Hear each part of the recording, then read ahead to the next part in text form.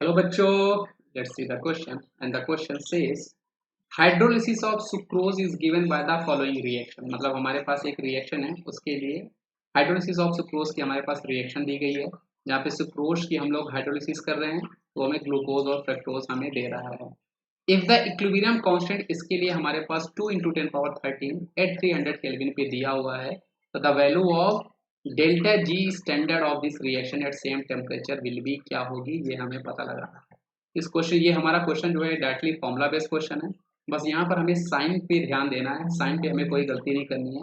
इस क्वेश्चन को हम इजीली सॉल्व कर सकते हैं। इस क्वेश्चन को कैसे सॉल्व करेंगे बच्चों? तो देखो, सबसे पहले हमारे पास जो इक्वेशन होती है वो हमारे पास क्या होती है कि डेल्टा जी हमारे पास जो रिएक्शन हुआ करती है वो एक्चुअल में आपकी बराबर होती है डेल्टा जी ऑफ रिएक्शन इसी स्टैंडर्ड केस के लिए प्लस आर टी और एल एन के, ये हमारे पास इक्वेशन हुआ करती है। ये आपको याद रखना है। एक्चुअली ये आपकी एल एन क्यू हुआ करती है, ये आपके पास एल एन क्यू हुआ करती है। ये हमारे पास Gibbs free energy of any reaction का ये हमारे पास फॉर्मूला हुआ करता है।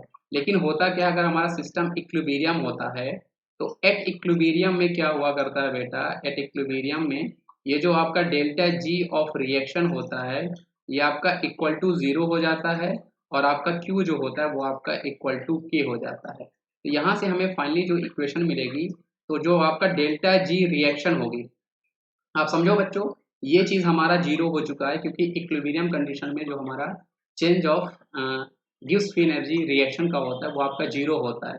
यहाँ पे जो डेल्टा जी स्टैंडर्ड रिएक्शन आपका बनने वाला है वो आपका बनेगा minus R T L N के आपका बनने वाला है, क्योंकि इक्विलिब्रियम में आपका क्यू जो है वो आपका इक्वल टू के हो जाया करता है। तो बस आपको साइन पे यहाँ पे ध्यान देना था। अभी आप यहाँ पर वैल्यू रखो, आपका आंसर मिल जाएगा। आर की वैल्यू, ये हमारा यूनिवर्सल गैस कांस्टेंट है, यहाँ पर हम लोग माइनस साइन, और आर की वैल्यू हम लोग 8.314 जूल पर मोल केल्विन यहाँ पर हम लोग यूज करने वाले हैं। आर की वैल्यू टी क्वेश्चन में ऑलरेडी हमें दिया हुआ है 300 केल्विन, तो टी की वैल्यू हमारे पास 300 हो जाएगी। और एल एन और के की वैल्यू हमारे पास 2 × 10⁻13 दी हुई है, मतलब 2 × 10⁻13 जो है वो हमारे पास एल एन की वैल्यू दी हुई है। तो यहाँ से आप देख सकते हो, इसमें से आप मैच करो कि कौन सा आंसर हमारे पास सही जवाब है। तो आप देखोगे बेटा ऑप्शन नंबर ए जो है वो आपके पास सही जवाब है, -8.314 300 एल एन 2 × 10⁻13। ये क्वेश्चन आपका डायरेक्टली फॉर्मुला बेस्ड था, आप उसके बेसिस इस क्वेश्चन को सॉल्व कर सकते हो। आई होप आपको ये क्वेश्चन बच्चों समझ में आ गया होगा। Thank you.